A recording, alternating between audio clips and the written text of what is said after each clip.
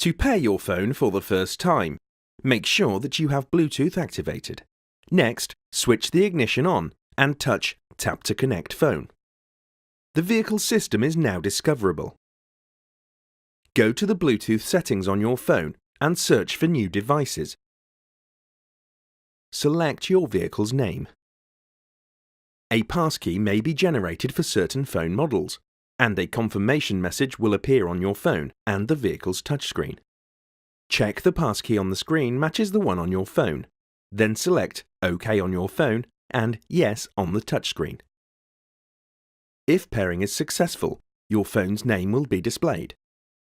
The vehicle now automatically connects to your phone. Next, select the phone shortcut to take you to the phone screen. Once your phone is paired and connected, a message may appear on the phone asking if you want to download the phone's contacts to the vehicle. Approve this request.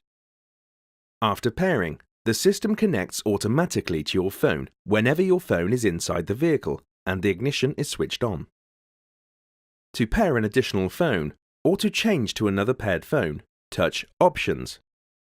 Touch Pair a new device or select from the list of paired phones.